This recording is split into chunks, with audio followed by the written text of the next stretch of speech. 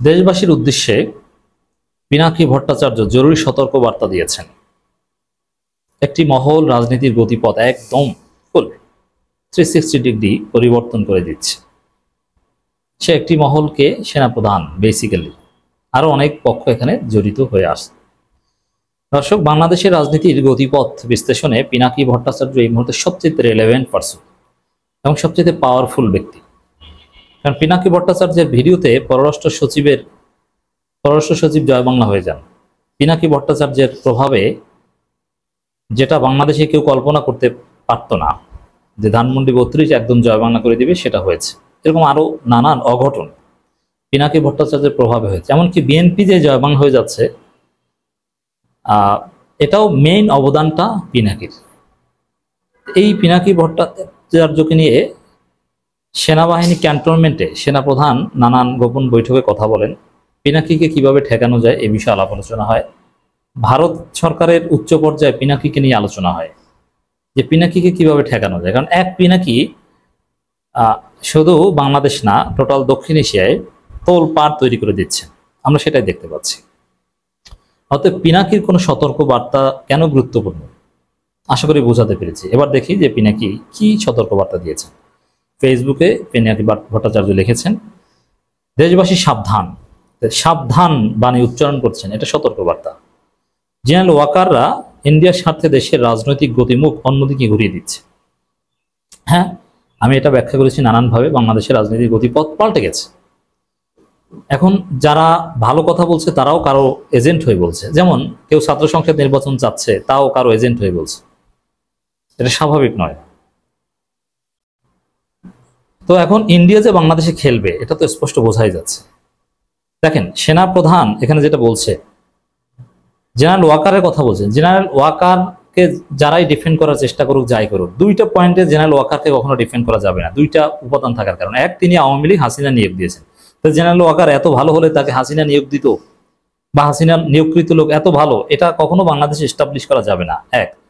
দ্বিতীয় হচ্ছে, ঠিক আছে, হাসিনা যাওয়ার পরে ভালো হয়ে গেছে, মানলাম, ভালো হতে পারে যে কেউ, কিন্তু হাসিনা যাওয়ার পরে সর্বশেষ প্রকাশ্যে, এমনকি আইএসপিআরে সেকেন্ড আইএসপিআর, যেটা ওই তাসনিম খলিলের নেত্র নিউজ, সেখানে একটা স্টেটমেন্ট দিয়েছে সেনাবাহিনী ওই হাসনাত আবদুল্লাহর সাথে বৈঠকের পর। সেখানে স্পষ্টত সেনাবাহিনী স্বীকার করেছে, সেনাপ্রধানের বরাদ দিয়ে স্বীকার করা হয়েছে যে হ্যাঁ, রিফাইন্ড আওয়ামী লীগ বা আওয়ামী লীগকে নিয়ে ইনক্লুসিভ ইলেকশন, বা ইনক্লুসিভ ইলেকশন মানে আওয়ামী লীগকে নিয়ে ইলেকশন, এটা সেনাপ্রধান চায়।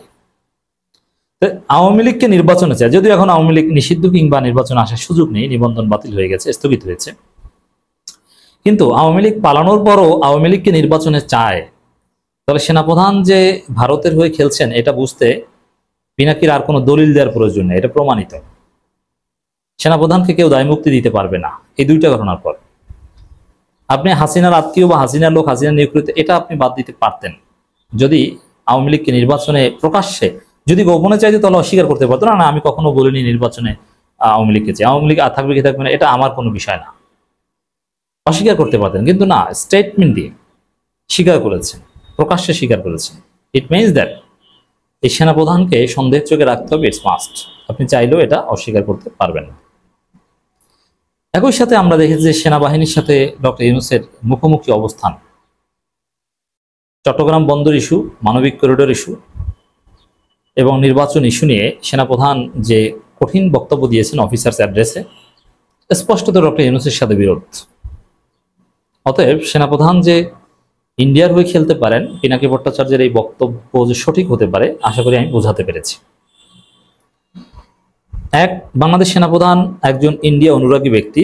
তিনি আওয়ামী লীগকে অন্তর্ভুক্ত করতে ভবিষ্যৎ জাতীয় সংসদ নির্বাচন সম্পন্ন করার পক্ষ প্রায় প্রকাশ্যেই বলেছেন। জেনারেল ওয়াকারুজ্জামান নিয়মিত ইন্ডিয়া সেনাপ্রধানের সাথে কথা বলে তার পরামর্শে কাজ করেন, এটা ইন্ডিয়ান সেনাপ্রধান স্বীকার করেছেন। অতএব এটাও প্রমাণ।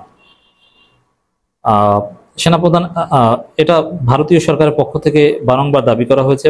ভারতীয় মিডিয়ায় অলকি শর্মা ওয়াকারকে ভারতপন্থী জেনারেল বলে পরিচয় করে দিয়েছেন। ফ্যাসিস্ট হাসিনার পক্ষ অবলম্বন করে তিনি এই রাজনীতি করে যাচ্ছেন। এর মানে ওয়াকার সেই পুরনো চিত্র, হাসিনার লোক হিসেবেই থাকছেন, বোঝা যায়। দুই, এর বিপরীতে অন্তর্বর্তী সরকারের প্রধান উপদেষ্টা ডক্টর মোহাম্মদ ইউনূস কোনো রাজনীতি বুঝেন না বা করেন না। অথবা করতে পারেন না। কিন্তু বিএনপির বিপরীতে ব্যাপকভাবে তার জনপ্রিয়তা বাড়ছে। এর তিনটি প্রধান কারণ হচ্ছে, ইউনূস রাজনীতি করেন না, এটা ওভার সিম্পলিফিকেশন। ইউনূস একদম যেভাবে সহজ সরল, বা ইউনূস নিজে বলবেন ওইটাই, তার আশেপাশের লোকজন কি নাই? আদর্শ না, রাজনীতি চলছে, রাজনীতি খেলা গভীরভাবে চলছে। I do believe it. প্রথমত, তার সরকার দুর্নীতি মুক্ত। তিনি খুনি হাসিনার আমলে যেভাবে বাংলাদেশ লুটপাট করে দেউলিয়া করে ফেলা হয়েছে, তিনি শক্ত হাতে বিচার করতে চান। দেখেন, এখানে দুর্নীতি মুক্ত, আমি এর সাথে একমত নই। বিশেষ করে ছাত্র উপদেষ্টা দুর্নীতি করেছে, আমি নিজে জানি, কারণ আমার কাছের ছোট ভাইরা। দ্বিতীয়ত, দেশবাসীর সকল মৌলিক মানবিক ও রাজনৈতিক অধিকার ছিনিয়ে নেওয়ার অপরাধে তিনি ফ্যাসিস্ট আওয়ামী লীগকে শক্ত হাতে শাস্তি দিতে চান। মানে এটা জনপ্রিয়তা বাড়ার কারণ প্রফেসর ইউনূসের। তৃতীয়ত, বাংলাদেশ স্বাধীন হওয়ার পরে গত 53 বছর ধরে এদেশের ভাগ্য নিয়ে ইন্ডিয়া যেভাবে সিনেমিনি খেলেছে এবং 15 বছর দীর্ঘ ফেসিবাদী দুঃশাসনকে সমর্থন দিয়ে তারা বাংলাদেশ যেভাবে ভুগিয়েছে, তিনি তাতে ক্ষুব্ধ ক্রুদ্ধ। 3, দেশবাসীকে বোকা ভাবার কোনো কারণ নেই। মানুষ বোঝে কেন আজ অধ্যাপক ইউনূসকে সমর্থন করতে হবে।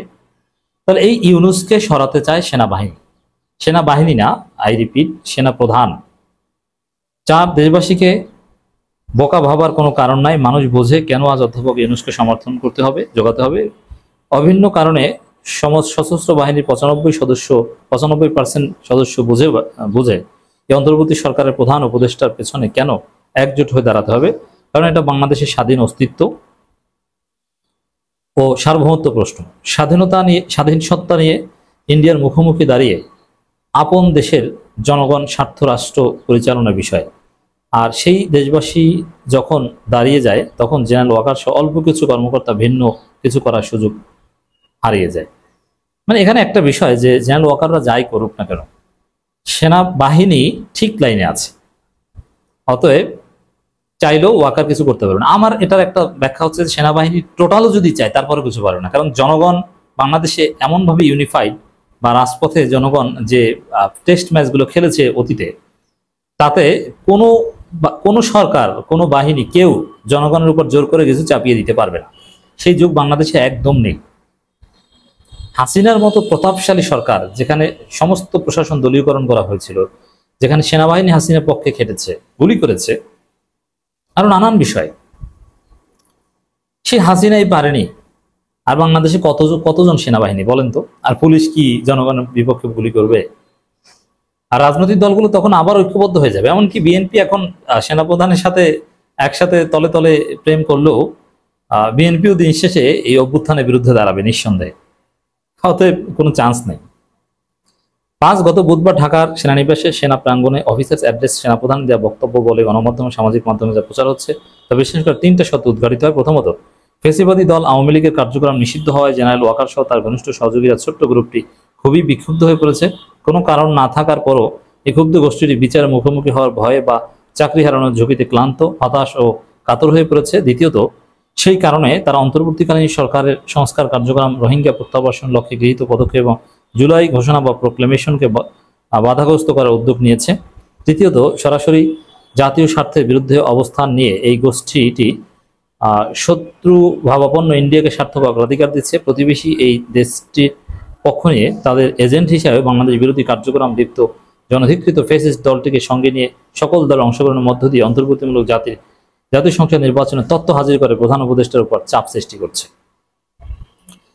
জাতীয় স্বার্থ বিরোধী অন্তর্ঘাতমূলক অপকর্মে জড়িত জেনারেল ওয়াকার চক্র ইন্ডিয়ার পাশাপাশি বিএনপিকে তাদের সাথে যুক্ত করতে পেরেছে। লক্ষ্য করলে দেখবেন, একদিকে ইন্ডিয়া একের পর এক বাংলাদেশের স্বার্থবিরোধী নানান ব্যবস্থা নিচ্ছে, অন্যদিকে বিএনপি দেশব্যাপী অস্থিতিশীলতা তৈরি করার লক্ষ্যে লাগাতারভাবে নানান ক্ষতিকর কর্মসূচি দিয়ে যাচ্ছে। সেনাপ্রধান ইন্ডিয়া বিএনপির মধ্যে আজ যে রাজনৈতিক সমঝোতা গড়ে উঠেছে, এটা তারই ইঙ্গিত বা প্রমাণ।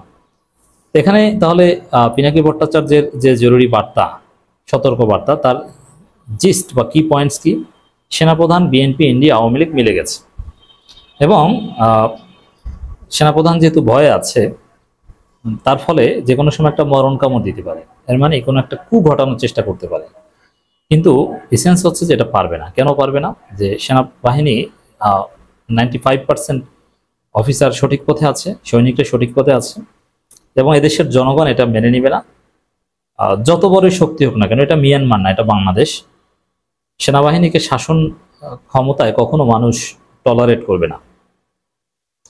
তো দর্শক, একটি মহলকে যারা রাজনৈতিক গতিপথ পাল্টে দিতে চাচ্ছে, ওয়াকার, বিএনপি, আওয়ামী লীগ, ইন্ডিয়া, কিন্তু সেটা সম্ভব হবে না।